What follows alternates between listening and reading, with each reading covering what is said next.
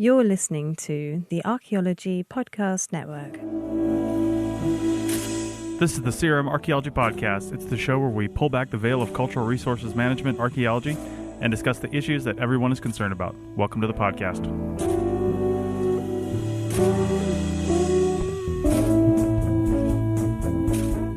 Hello and welcome to the CRM Arc Podcast, episode 133 for March 28th, 2018. I'm your host, Chris Webster.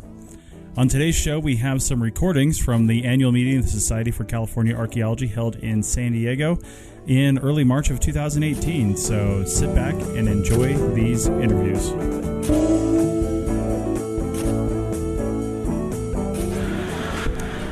This is Chris Webster with the Archaeology Podcast Network at the Society for California Archaeology Meetings on the last day of the conference. And I'm here with Matthew DeBone from Beta Analytic. Matthew, how's it going? Oh, pretty good. How's it going, Chris? Nice. Good. You're like 3 tables down from me. I've been looking at you the whole time.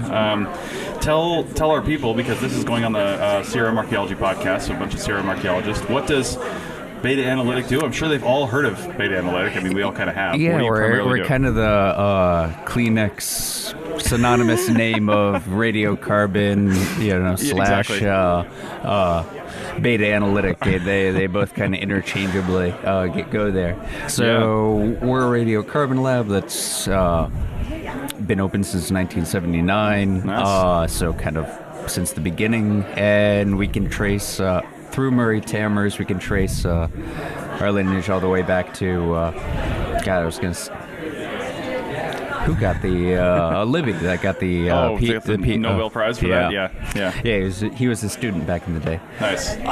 So we do radiocarbon analysis and stable isotopes as well. So there you go. If you want to figure out plus or minus 30 when something happened in the last 42,000 years, we'll tell you when that was. Excellent. And does Beta Analytic have more than one lab across the country now, or are you guys separate all over the place? Oh, no, we've just got the one lab in Miami. Okay. But we're a global operation now, so we've got forwarding facilities that just overnight all the samples of the world to Miami. Nice. Quick question from I work in CRM archaeology in the Great Basin, and we do a lot of tribal things, Native American concerns and stuff like that. Do you ever run into any issues, or do you have any, standard literature responses that you say when somebody says, "What about shipping this stuff outside of the region to you in Miami to work on?" You ever have to deal with that, or? Yeah, I would. We do.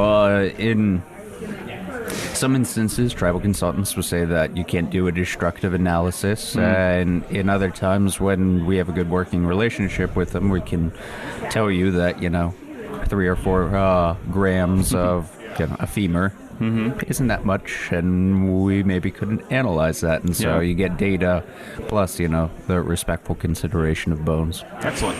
Great. Well, where can people go to find out more about Beta Analytic on the web? You can go to radiocarbon.com. We grabbed that URL, so we're pretty good. Do you have .org, .net, and .everything else? I actually haven't checked that. Radiocarbon.com will get you there. I would imagine .org and the rest too. But nice. With the new release classifications, they radiocarbon.C14 or something. I wonder if that exists. I don't know. I'd have to bring you on board as a consultant. There you go. Come up with our web presence. Nice. All right, so this was Matthew DeBone with Beta Analytic, and as he said, go check out their website and get your science done. Thanks. Chris. Who are you and what do you do? And what's your organization?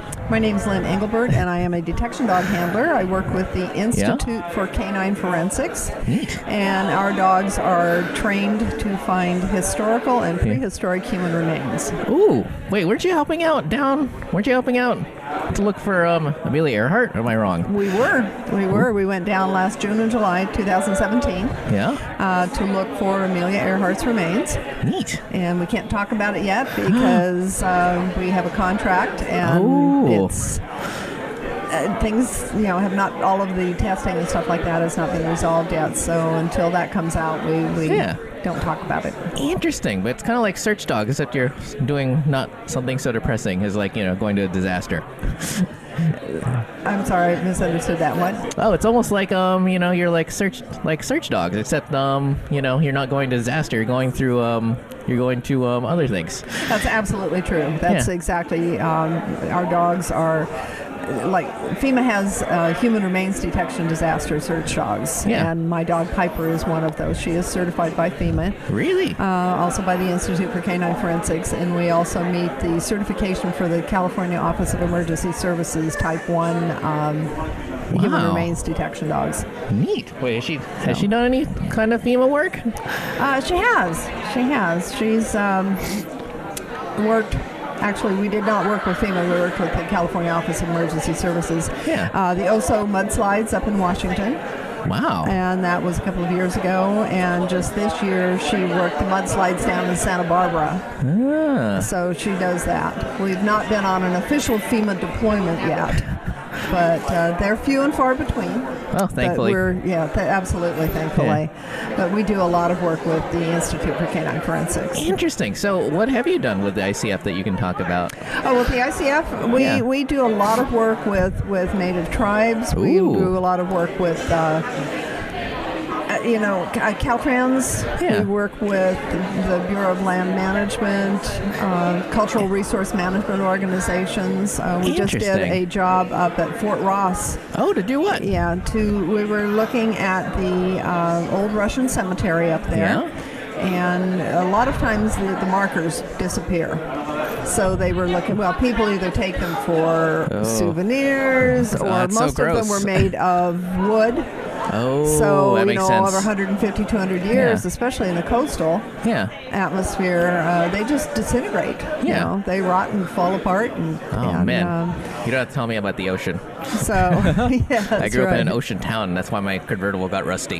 There you go. Well, and exactly the same thing happens to the wooden markers. Yeah. And they didn't use stone or concrete at that particular point in time. Interesting. What would you be doing with the tribes?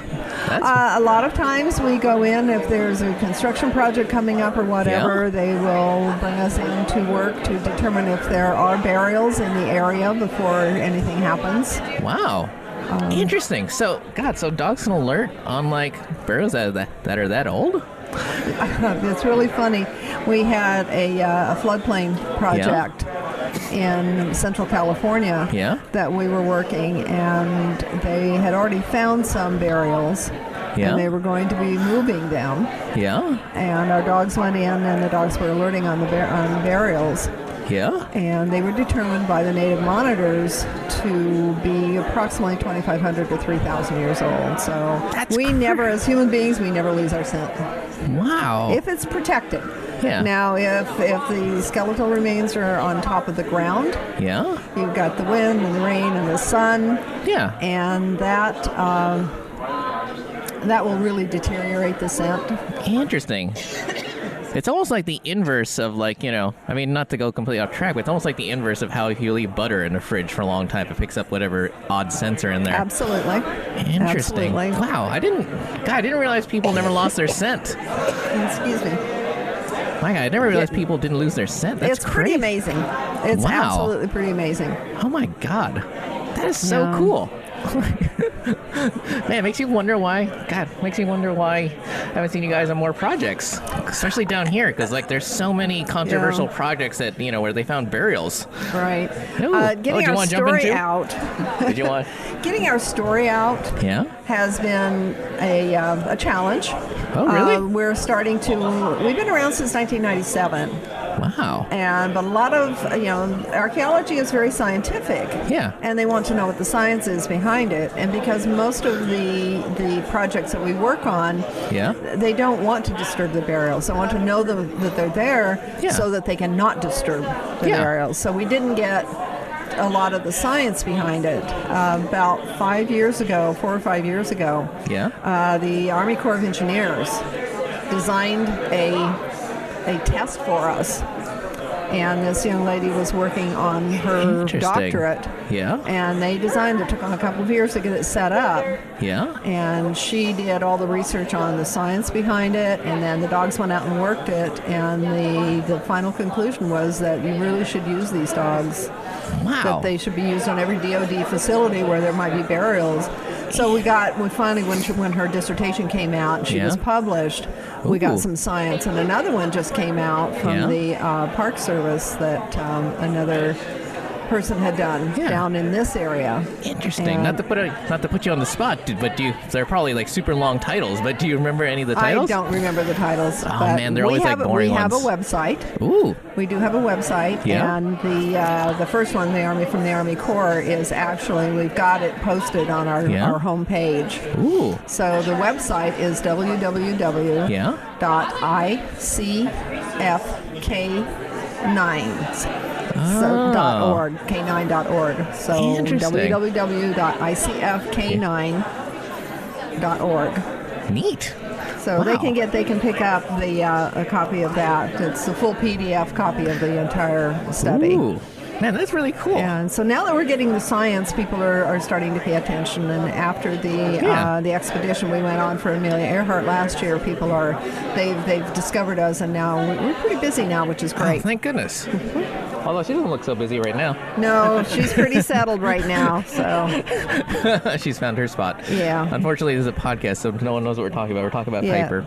We're talking about my dog Piper, who is laying on the floor, being patient, and waiting for me. Man, that's so cool. And she's so friendly. Ready to go. If I said the word, "Do you want to go to work?" So she glanced over. She did. The eyes are looking at me, and the ears are twitching. And she goes, "Where's my job?" Neat. That's what we do as archaeologists when our supervisors do on the work. We're like, did they hear them? Hear them? Neat. Field work. Oh my gosh, great. I do an outro or anything? No, it's all right. Cool. We're good. Okay. Yeah, we're good. Well, thank you for letting me speak with you guys. It was good fun. Yeah, cool. Okay. Well, All right. thank you. All right, this is Chris Webster with the Archaeology Podcast Network at the Society for California Archaeology Meeting in San Diego, California. And I'm here with Lisa Westwood from eCore Consulting. How's it going? It's going great, thank you. How are you doing? Great, pretty good. Busy, kind of a busy conference, really. There's been a lot of people through here. It's been a great turnout. Yeah, this is Saturday morning, almost afternoon, so the second day of the show. And there's been a lot of people. Yeah, it's so great. It has. I think it exemplifies the interest that archaeologists have in our profession. Absolutely. So you're with eCore. You've got a booth right across from us here a little bit. What do you guys do, and what are you telling people about here? Sure. Well, eCore Consulting is an environmental consulting firm. We are multidisciplinary, which means that we do a lot of things with respect to environmental compliance. Right. So we do CEQA NEPA, we do biology, so we have a lot of biologists on staff, hydrologists, Yep. of course, cultural resources professionals. Absolutely. The best department in the whole company, of course. The least profitable, but the best department. We're the nicest people and we have the most fun. I can guarantee you that. Right. Exactly. And then we have an amazing GIS program, and we're based in Sacramento region in Rockland, but we have offices in Chico, Rockland, Santa Ana, San Diego, Redlands. Those are in Southern California. And then we also have a new office in Santa Fe, New Mexico. Wow, branching out. We are. There you go. Expanding. New Mexico's kind of hard to break into, too. It is, but I got Yeah. my graduate degree there, so there you go. it's home to me. You got it in. I Nice. do. All right. Well, before I move on to something completely off the wall, where can people go if they're listening to this to find out more about eCore, and to maybe, do you have a jobs posting site or anything? We do. We are Okay. recruiting right now for all Yeah. levels in all of our offices. We're really busy. Awesome. And people can go to www.ecorpconsulting.com. Okay, perfect. We'll have them check that out. Thank you. So something we talked about before we hit record is some space archaeology. And just as a quick aside, when I was first getting into creating the CRM Archaeology podcast, I went to the SA meetings in Waikiki, Hawaii, and I interviewed somebody from Alice Gorman from She's a colleague of mine. Australia. Yes. And we talked about space archaeology and her weird thing with zip ties and all this stuff. So I'll try to link to that. It's going to be a very early episode of the CRM Archaeology podcast. It was actually a time when I didn't know how to use my recorder either, and I only got like half of her interview because it wasn't on. And so that was great. But tell me about archaeology on the moon. Yes. Oh, and my how gosh. you got into that. Oh, okay. So that's a long story. So in addition to being a professional archaeologist, I'm also on faculty at California State University, Chico, and Butte College. Nice. And as part of that, I teach students about historic preservation, and we oftentimes discuss what makes something significant. Yeah. Is it age? Is it location? Right. What is it about it? Is it association? And one of the things that we explored, and this is a conversation that I had with my students 10 years ago. Does it have to be old in order to be significant? Right. And of course, the National Register doesn't require that it be necessarily old. There's an exemption For sure. for more recent properties. But I used the case study of Tranquility Base on the moon. How that is something that occurred in 1969. It's not old enough yet. It's getting close. It's pretty close. They're getting really close now, but at the time it wasn't. And how important that was when Neil Armstrong first stepped foot on the moon. It's the equivalent of humans first stepping foot on Earth. Absolutely. Through human evolution, right? Laetoli footprints. 4-point-something million years old in Eastern Africa. That was a pretty important part of human history. Well, the very first time that humans stepped foot on another celestial body is incredibly important in human history. Not just Americans, but humankind overall. Right. And so it occurred to me in the middle, I had this epiphany in the middle of class. Wow, how come nobody's ever done anything to try to recognize that as an important part of history? And so that spurred me into action. And I've spent the last 10 years of my career trying to advocate for historic preservation and was successful in 2009 in getting Tranquility Base on the moon listed on the California Register of Historical Resources and on the New Mexico Register of Cultural Properties. Okay. And in doing so, it became the first time a cultural resource not located on Earth actually was listed on a historical registry. Yeah. And since then, I've obviously joined forces with several of my colleagues, Beth O'Leary from New Mexico and Milford Wayne Donaldson, who is chair of the Advisory Council on Historic Preservation and former California SHPO. Nice. The three of us have been going all over the country advocating for this, and in fact have been working with members of Congress and the international community, including Alice Gorman, who is amazing, in getting national and international recognition, possibly as a World Heritage Site. Right.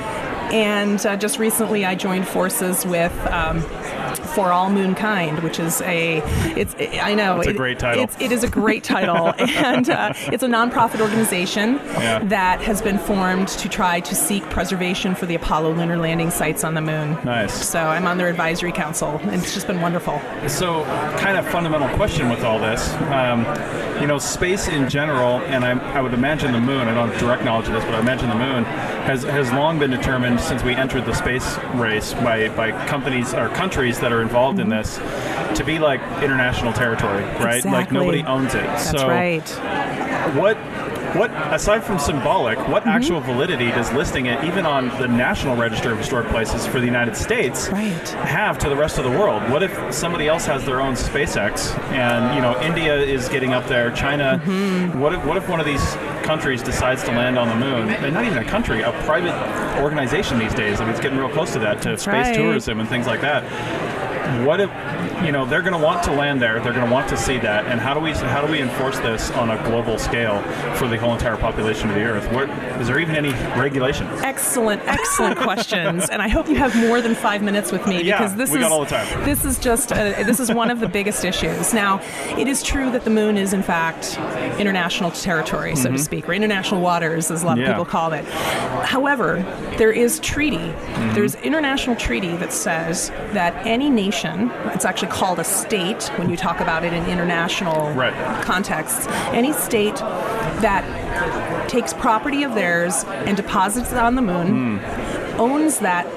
It owns those materials in perpetuity. They never give up ownership of that. So while they do not own the surface of the moon or the subsurface of the moon, the United States still owns the 106 objects. There's still a Tranquility Base and all of the other Apollo lunar landing sites as well. They own those materials and they have a right to those materials and others don't. Now here's the problem. There are new moon cops. You don't have rangers up there. Yeah. And like you said, the first place anybody wants to go if they go to the moon is they're going to go to Tranquility Right. Base. They want to see the footprints, Right. which, by the way, we think are probably obliterated or covered Really? with other moon dust. Because I knew they would have lasted a while, but not this long. Well, what ends up happening is you have an ascent module from the lunar Oh, lander right. that has to go back up, and it went back Yeah. up, and it carried Neil and Buzz back up into the command module that was orbiting. Yeah. And when it does that, the blast of sure. of the upward motion, it's called plume ejecta, Yeah. and so it completely, and we think probably obliterated the flag Yeah. that they planted. Is Yeah. probably gone, but we do know that there are 106 objects up there because we know what the astronauts took up there. We know what they came back with. Yeah. So through grants through NASA, my team was able to determine exactly what's still up there. Okay. Now, getting to the point where you have other countries that are going up there, and you have SpaceX, and you have all of these competitions. Like I said, there are no moon cops, and people are going to want to go there, and they're going to see it. But I totally want to be a moon cop, by the way. I'd get a badge. Right? Moon cop. Yeah. Exactly. Anyway. If your day job doesn't work out, Right. Right, exactly. I mean, archaeologist, moon cop, they're both pretty obscure. Absolutely, both really cool at cocktail Podcaster, parties. right? But so the issue there is how do we preserve those sites from Yeah. destruction? And so a couple of years ago, some members of my team were able to contribute to the new NASA guidelines to spacefaring entities, and it basically are a set of guidelines that NASA has developed on how far away back should we be staying back from Tranquility Base and other lunar landing sites to ensure that we're not going to damage them. Now, there's no teeth in those guidelines. Yeah. And so one of the things that we've been doing as part of our outreach to the international community through media, through professional organizations, and even to the parties that are competing for the Lunar X Prize, is talking about the importance of historic preservation of these very, very important historical sites and how it's our obligation to actually preserve these before they're damaged. Right. Unlike parks, you go to a park and, a national park, and people have long since looted those. And then the Park Service comes in and puts up fences and says you can't walk here anymore because you can't respect them, or because it's just the volume of people walking can damage. Right. So what we're trying to do is raise the profile of the importance of historic preservation of the lunar landing sites now, before people get there, before they go and damage it. And so through For All Moonkind, we've been working with entities that are competing for the Lunar X Prize to get them on board with the importance of, making sure that we're not inadvertently damaging a part of history before it's too late. Because once it's gone, it's gone. Right. There you go. There you go. And the Tranquility Base site, they did not, correct me if I'm wrong, but they didn't have the rover on that mission, did they? No, there was not a rover. There's no tracks going out from there? No, there's not. There are no Yeah. rovers on Apollo 11. That didn't come until much later in time, Right. on the later lunar Okay. missions. Okay. But some of those rovers are still there For sure. from those later missions. So Yeah. you have points on the on the moon where there are materials that have been left behind, and equipment and moon boots and things that Right. they didn't need, and that's because weight is extremely important. When you have a module, you've landed on the moon, you have to get back up to that command module that's orbiting, and everything is based on physics, right? Yeah, and they're you taking can't- samples back with They're them. taking samples. So Yeah. in order to take samples back, you have to jettison stuff you don't need anymore. Otherwise, you're not getting off the surface. Exactly. So they Yeah. created an archaeological toss zone Yeah. right before blasting off. They threw out everything that they don't need. And we have an artifact scatter now at Tranquility Base For sure. that has 106 objects in it that were Nice. no longer needed. And a lot of those objects are one of a kind. They don't exist anywhere else because they were, or maybe they only exist as prototypes on Earth, because the nature of the mission means that, you think about the technology in 1969. Right. I mean, everything was moving so fast. They had to develop these pieces of equipment, samples, sticks, and scoops, and tongs, and all sorts of things. Yeah. For each mission, things were probably changing on how they did it because they would learn and adapt. Exactly. And you have different things. Just like iPhones today. Exactly. How many iPhones have come out in the past 2 years, 3 I know. years? I just saw a thing, 3 more will probably come out this year. I heard that too. Yeah, It's amazing so- how fast technology moves. I know. It's crazy. Yeah. So, well, that's pretty fascinating, and I'm excited to see where it goes because I would love the National Park Service to put up a brown fence around Tranquility Base, but I don't think it's going to work. I don't think it's going to happen. I don't think it's going to happen. Yeah, because you brought up some other things because when we when we have vehicles going up there, depending on how they land, which is probably going to be some sort of vertical descent, Right. Because they're not going to land. There's no runways. Nope. So, and there's no, we're not totally in the future where they're just going to put their landing gear down and come and land right next to it. So they're going to kick up dust. They are. So they need to have a distance that they can land, not only a distance around the site that they can just peer in and see, but a distance that they have to land and then walk to. And then when they walk to it, I mean, those footprints, that path, all that stuff is going to be there for a really long time. So it's going to have a massive impact on just the area. It's such a good point, and that's why the NASA guidelines were put into place, was Right. to help determine what that distance is. And I Right. think the concern that I have over these private endeavors that are going back is that they're not sending humans back right away. Right. You don't have a human there to be able to say, oh gosh, maybe I shouldn't be stepping all over these artifacts. Right. What you have is you have a robotic vehicle that's being controlled remotely from somebody on Earth 250,000 miles away. Right. So how do you ensure that that person operating the joystick is not going to take that little piece of robotic equipment and run over and crush all of the artifacts that are up there that are so important to human history? I would just love to see Elon Musk step out of his spaceship in a suit and have a park ranger in a green spacesuit standing there going, "Welcome to Tranquility I Base." volunteer for that role. Standing next to a moon cop, obviously. That's right, which would be you. Which would be me. That's right. All right. Well, thanks, Lisa. That was fascinating. Thank you. Again, one more time, where can people go to find out more about eCore? They can go to www.ecorpconsulting.com. And is there any place they can go on the web to find out more about the moon stuff? What was it called? For All Moonkind? For All Moonkind. Yes. No, we have some links on our corporate website for some of my press releases for some of the books that I've just published through University Press of Florida. Excellent. So Yes. we'll check that out. Thank you. Thanks a lot.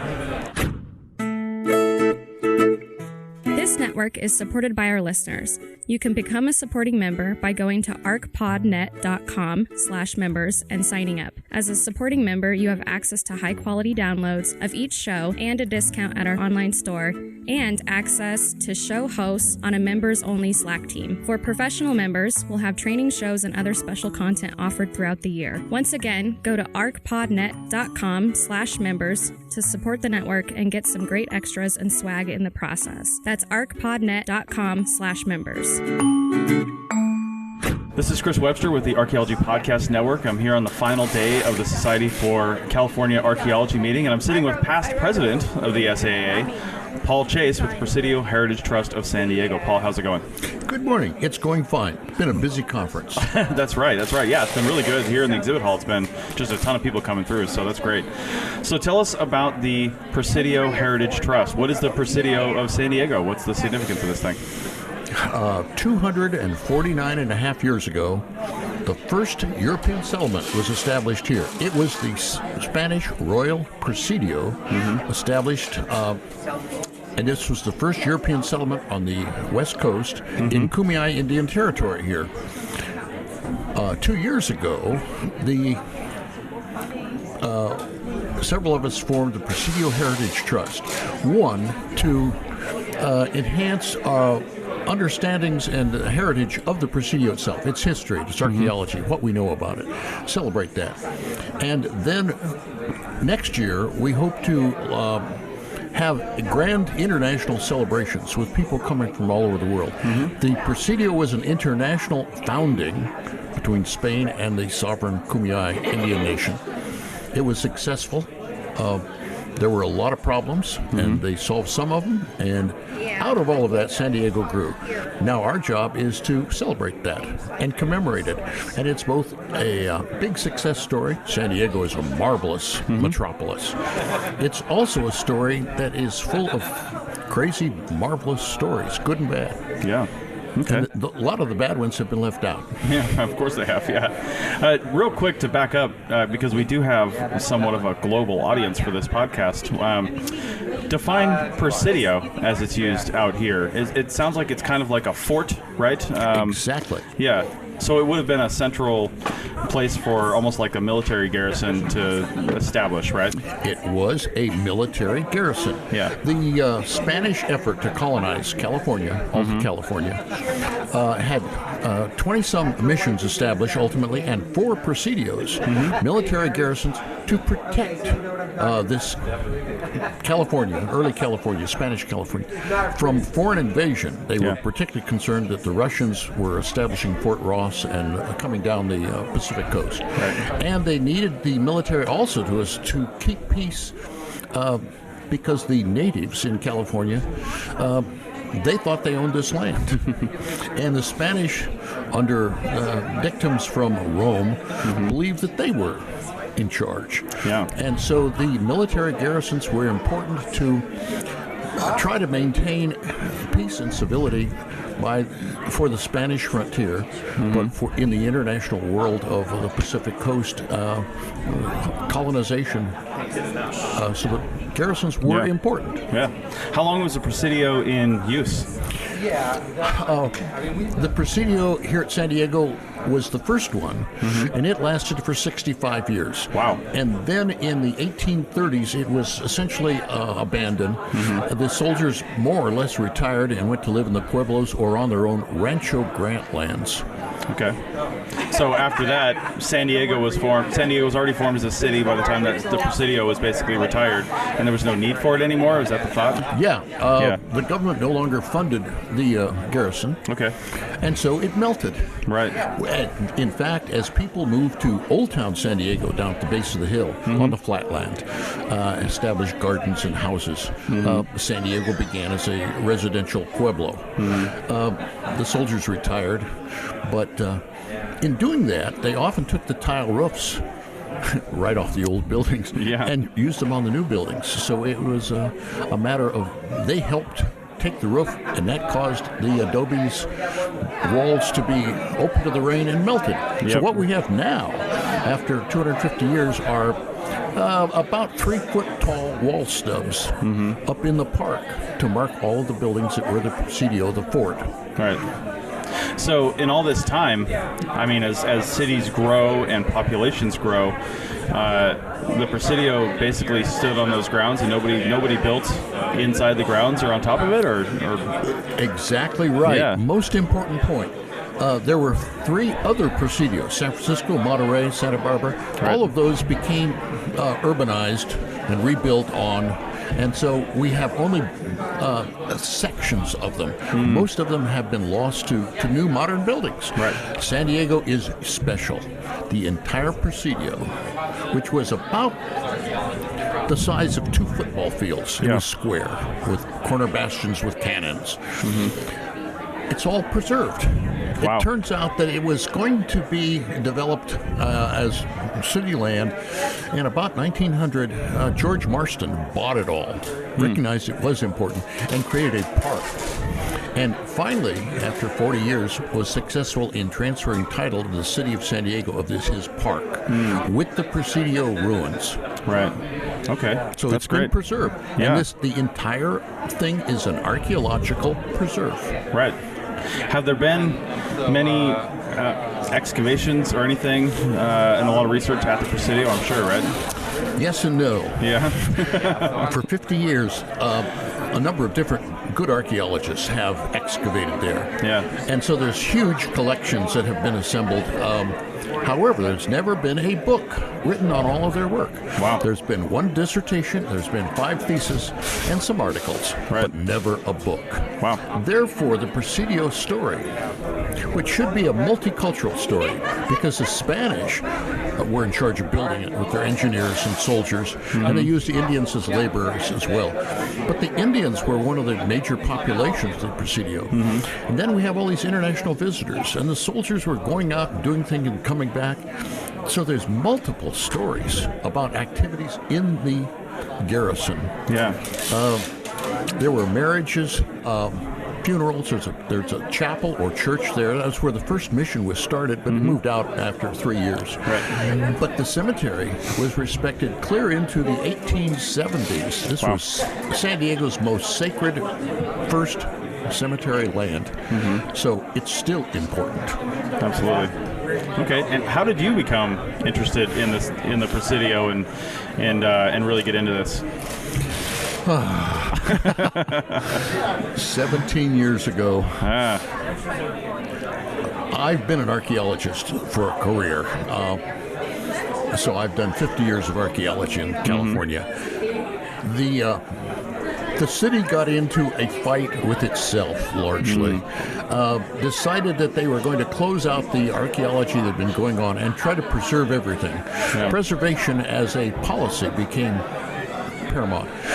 So they closed the archaeology that had been going on, railroaded the archaeologist out of town, and then demanded that all the collections that he had assembled from his and other older projects all be handed back to the city. Wow. So they ended up with a huge basement full of archaeological specimens. Jeez. And formed, we have no archaeologists on staff. So they formed the mayor formed a advisory committee. And I was selected to help advise the city 17 years ago. The collection has remained locked in the basement for 17 years. Wow. And I have cried a little bit. And so that's how it started. Over these 17 years, I have been doing various efforts, promote, to research, to tell the stories of the archaeology and try to learn the history. And so 2 years ago, we formed the Presidio Heritage Trust to do specifically that because the city wasn't. So we're a private 501c3 organization with great flexibility. We can do whatever we imagine. I like that. So next year, for the 250th anniversary of the founding, we would like to see an international party, bringing people from Spain, from Mexico, and people from all over the world came to visit the Presidio. So the Russians were here twice with sailing ships, et cetera, et cetera. So it should be an international site. It should be an international party. And San Diego is a nice city, but they don't think of this world-class landmark. Right. It should be a tourist destination spot. Remember, too, in 1827, it became California's actual capital. Right at the Presidio. It again should become that kind of attraction for San Diego. They should promote it. They haven't, so we're going to do it. We're going to promote. All right. Well, we'll try to help with that. We're going to have... This is just a short interview for the conference here, but we're planning on bringing on Paul Chase again for one of our shows, for probably the archaeology show. You're listening to this on the CRM Archaeology Podcast, but we're going to bring him up on the archaeology show, archpodnet.com/archaeology, and that's going to be in an upcoming episode in the next, it'll probably release in the next couple months from when you're listening to this. So check that out for sure, and then check out this show. We'll have some notes in here so you can go check out the Presidio of San Diego. And Paul, is there any place that people can go right now to find out more about the Presidio Heritage Trust or the Presidio San Diego? Is there any place on the web that's been set up yet where people can go find out more information? Yes. We've set up a website. The reference is right here in our monthly newsletter that we also produce with multicultural stories all about the Presidio and all of its people. People can subscribe to our newsletter. They can visit the website. You have the reference right there. I'll put stuff in the show notes.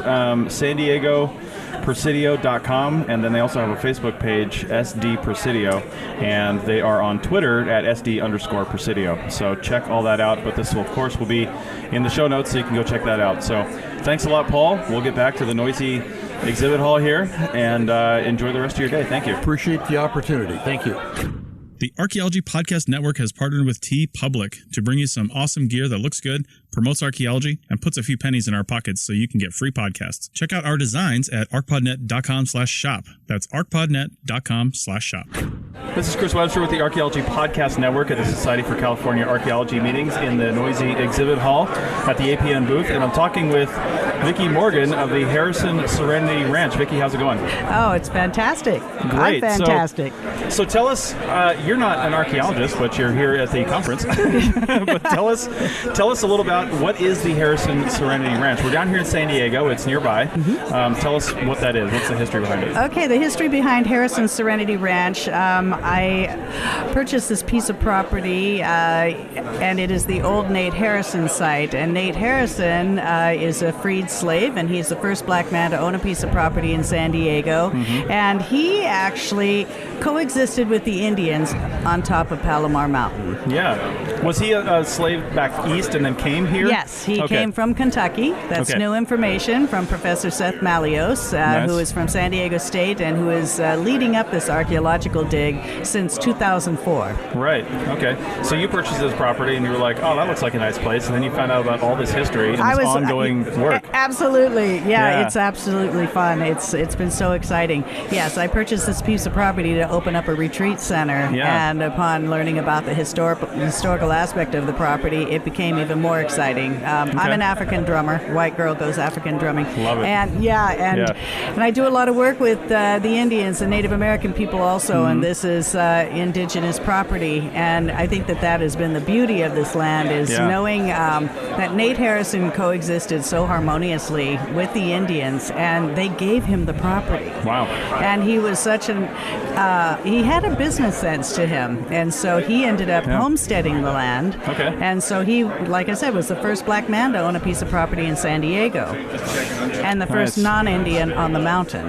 But he probably had they had a common shared history a little bit of dealing with other people, didn't they? Yeah, yes, they did. Yeah. And that was, I believe, the safe zone. Yeah. And, you know, a neighbor of mine sent an old map of the trail leading up to the property. Right. And it was named Tokoma. And I'm not sure the meaning of that just as of yet. This is new information for me. Yeah. But it is the only known piece of property that had this offshoot to lead the Indians to that piece of property because it is full of plant medicine. It's full of water. You know, we have amazing water there right on the property. Right. And the wildlife. And so it is a preserve. Nice. And we've been, reserving and preserving that beautiful environment. It's just gorgeous. Well, I'd like to say, first off, I'm a CRM archaeologist, and it's great to see a private landowner taking such an amazing responsibility on, because you didn't have to do that. No. You could have bought the property and put up a Walmart. I mean, it really doesn't matter. It doesn't matter. It's private land. But for me, it was so important to share that history. Absolutely. Because we are so divided. Right. You know, in our country, we are absolutely divided. And, you know, as I've worked with the Native American people, they've been such amazing teachers about how we're supposed to be healing and coming together. Yeah. So this piece of property for me represented that. Nice. You have the Indian heritage, you have the black history, you know, you have little white girl, you know, who does a lot of community work, and just bringing it all together, you know, and doing what we can to preserve it. And, you know, my goal is to put it in a trust and preserve the land, create a museum up there for the public. For and sure. Section off that area of the Nate Harrison site and open it up to the public. Everything's been on the hush-hush lowdown as the professor's been doing this active dig. It's actually been exciting. They have actually found over 32,000 artifacts from that particular site. Wow. That's being stored at San Diego State. Wow. Yes. Okay. Well, that's great. I'm wondering, is it listed on the state or National Register of Historic Places yet? Not yet. Is that in work? Yeah. You got to build the case for it. Got to build the case. Yeah, absolutely. It is built. It's a process. It is built at this point, I believe. Nice. Yeah. Well, I mean, just the whole idea of it being the first African American to own property and do that. I mean, that alone is a significant fact, and the fact that we know where that's at and all this stuff. I mean, even if you had no artifacts, exactly, that still sounds, you know, like a pretty solid case. Yes. They've done amazing work up there. So there's still the foundation of his home. Oh wow! And nice. It is the only known slave housing this side of the Mississippi. Gotcha. Yes. Yeah. Okay. Now, are you still planning on having the retreat up there? Yes, we have been. We have been. Okay. Yeah. Oh yes. So that's still a thing. It's just you sectioned off this property. Exactly. It's 67. We have 67 acres. Oh, that's so a good amount of space. Yeah. So that the Nate Harrison site is a designated spot, and it's towards kind of near the entrance of the property. And then I have my space down below. How many acres does his area take up? Just out of curiosity, just a few. a couple acres. Is that the original site, or did he have a much bigger property? He had 100 and something acres. Okay, yes, originally. and so originally, yes, and so my neighbors have the upper half of it, Gotcha. and we share the water rights of the property. Right. Yes. Do you know if there's? I mean, I know archaeological sites from the Great Basin and ranching and things like that. Sometimes there's outbuildings and other stuff. Are there any other associated buildings, even on your neighbor's property, that you're aware of? We did find the area where he did his tanning. Okay. So that was hidden underneath the bushes. Nice. And so we did discover that. We are going to be focusing on a new site on the property, which I won't disclose at this point. For sure. And wait for the book. Exactly. They'll be back up in a couple of weeks to continue the dig. Yeah. Nice. Well, that's awesome. And I can edit this out if you're not ready to say it. You mentioned before we started recording a book coming out later on in the future by Professor Seth Malios of San Diego State. Okay, and that's planned for about what time frame? We will be presenting this book. It has to be ready by 2020. Okay. And why I say that, we are going to be doing an amazing celebration of Nate's life in 2020, and that it will be the 100 years of his death. Fantastic. He passed in 1920. Okay. Wow, he lived a long life out there, Long didn't he? life. Yeah. Yeah, he was happy on the mountain. Excellent. Yeah. Are any of his descendants in the area? That's been a topic of research and conversation, and we believe he had a stepdaughter. Mm-hmm. He married an Indian woman, and she had a daughter. Okay. And so they right now are trying to really dig up any information on any type of relative. No pun intended. Dig up. Yeah. Right. I had to say it. We're at an archaeology conference. We are. All right. Well, Vicki Morgan, thank you very much. And is there any outlet on the internet right now where people can go to find out more about this? Absolutely. Harrison Serenity Ranch, or look up the Nate Harrison story through San Diego State. Okay. It's listed on their website also. We'll have people do that. All right. Thanks very much. Thank you very much. This is Chris Webster with the Archaeology Podcast Network at the Society for California Archaeology Meetings in San Diego 2018, and I'm with Tom Whitley with Sonoma State University. Welcome, Tom. Hey, thanks, Chris. Yeah, tell us, you guys have a booth just a couple down from us here. Tell us all about the program that you're promoting here at Sonoma State. Sonoma State University is one of the oldest, possibly the oldest, university-affiliated cultural resource management firm, and we also are part of the Masters of Cultural Resource Management at Sonoma State University. So we've been around at the Anthropological Studies Center. We've been around since 1974, and the master's program has been around since the early 80s. But this is when there was essentially no competition for universities teaching cultural resource management to students.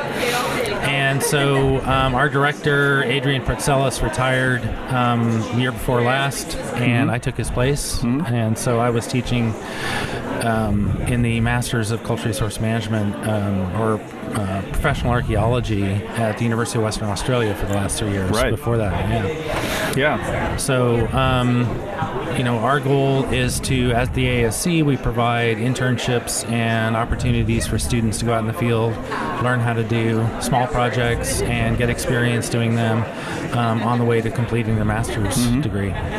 So, interesting note for anybody listening to this, if you go to arcpodnet.com/CRM podcast, and on the right side, you type in the search bar, Sonoma, Adrian Pretzelis' interview will come up, where we interviewed him about this program a few years ago. And then also, Tom Whitley, we interviewed you, so if you type in Australia, that interview will show up. Right. So I'm sure Adrian was much more coherent in his description of the program than I am. Nice. Yeah, no, honestly, from what I know of the Sonoma State program, first off, I wish I'd gone there. Yeah. And second, anybody that tells me, I get a lot of questions all the time asking about grad school programs, and we talk about a lot. And I say, if you are either in California or can go to California or can do something there, check out Sonoma State.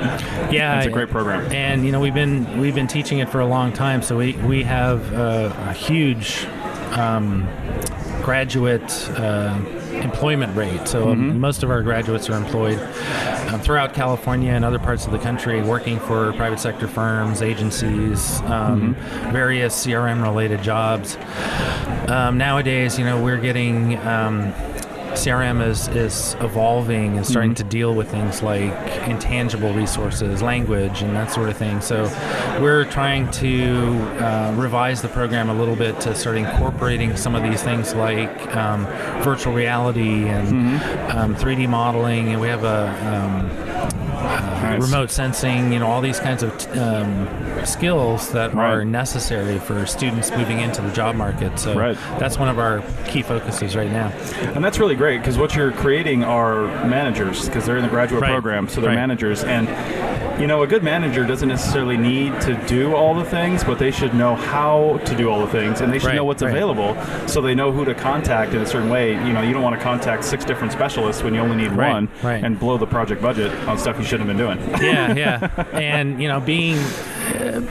being in culture resource management is a lot about putting on a lot of different hats. You're always, as a project manager, you take on projects that may be in an area that you've never actually worked in before, or something related. You find a site that has something that you've never worked on before, and you have to be able to adapt to that. And you have to understand the legislation. You have to understand who your clients are. You have to understand how to manage projects, how to manage people, manage budgets, and when you're learning specialty skills like my specialty is GIS and advanced spatial analysis, that's an important skill to have to help you stay employed, because a lot of the technological skills, you may not be doing them all the time, but those are the things that are going to get you a good job somewhere and to stay in that job for a long time. Exactly. So, all right. Well, this is a pretty short interview, but I just want to finish by saying, you guys are here. It's March of 2018. If somebody's listening to this in real time and not 4 years from now, is there still time to get in for the fall for the program? No, we just closed our applications. So we've taken our applications and chosen the admitted students. So I think we have to the beginning of April in order to apply, or people have already applied, but beginning of April to accept. And after that, every year by around January, February, you can start applying to the program. Sounds good. All right. Well, thanks, Tom. And again, that was Sonoma State University. Check it out. Go to arcpodnet.com/CRMR podcast. Type in Sonoma. Listen to the full interview about the program, which I'm sure a lot of that information is still valid about the program from a couple years ago. So definitely check that out. And thanks a lot. Thanks. Okay, this is Chris Webster from the Archaeology Podcast Network at the Society for California Archaeology meeting in San Diego 2018 in the Noisy Exhibit Hall in our booth. And next to our booth, we have I'm pointing as though people can see me. Next to our booth, we have the WildNote booth, of which, full disclosure, I am now running sales for CRM for WildNote. However, to kind of baby step me through this process, we have Brandon Jones and Nancy Douglas here, and I've got Brandon Jones on the line. Brandon, how's it going?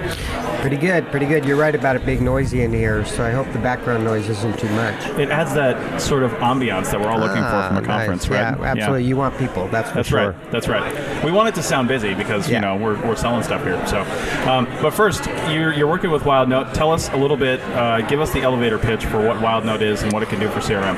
All right. Well, basically, WildNote is a digital platform for collecting, managing, and reporting environmental data. And the bottom line is, it's about time. It's about how much time you save. It's about how much money you save, because if you're still using pen and paper, or what I call a mishmash of technologies from the 1990s, you're inefficient. It's just not going to be the most productive way to go. Right. All right, so you told us about what WildNote is. What is your guys' background in this field? What have you been doing before you decided to do CRM archaeology? You're not just like an upstart that came into archaeology to do this. What's your background in this? Well, actually, the background with WildNote starts all the way back around 2011 when Kristen Hazard, our founder, was a principal in an environmental consulting firm. Mm-hmm. And she was also a programmer, and she learned her programming skills in Silicon Valley. And PG&E at that time approached her about creating an environmental data collection app. Right. So she did, and she saw back then how functional it was and how much time it saved PG&E, and PG&E loved it. And by the way, PG&E is still using the app today. Nice. She decided to go out and build one for the environmental services community without not using the PG&E app because it was proprietary. Right. So she spent 3 years building the app, which brings us all the way up to around 2016, and we beta tested the app for about 8 months, getting feedback from customers, trying to find out exactly what it was they needed, what they wanted, what would actually work for them, rather than telling them, here, this is going to work for you. We went the other way, which is, I think, a good way to go in the end. Right. Bottom line is, a year ago, last January, we went live with the product, and for a year now, we've been out there collecting customers, and it seems to be working out pretty well for our client base. Now, in the interim, we met you at the APN, and you introduced us to this whole vertical of cultural resource management. That, we believe, is a ripe market for this type of technology because it saves so much time and hassle, stress, everything. Right. So that's how we got from there to here. Gotcha. Okay.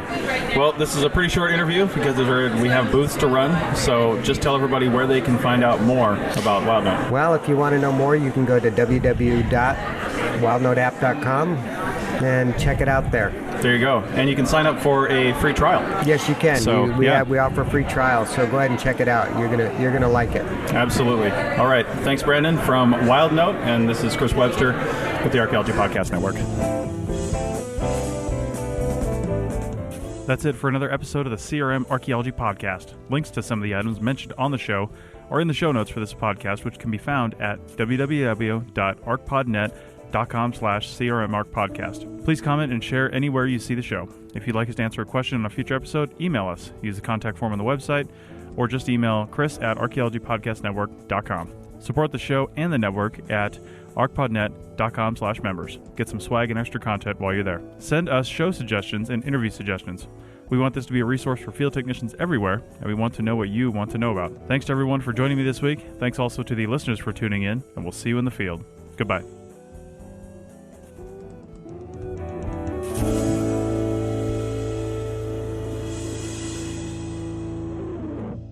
This show is produced and recorded by the Archaeology Podcast Network, Chris Webster and Tristan Boyle, in Reno, Nevada, at the Reno Collective. This has been a presentation of the Archaeology Podcast Network. Visit us on the web for show notes and other podcasts at www.archpodnet.com. Contact us at chris@archaeologypodcastnetwork.com. Thanks again for listening to this episode and for supporting the Archaeology Podcast Network. If you want these shows to keep going, consider becoming a member for just $7.99 a month.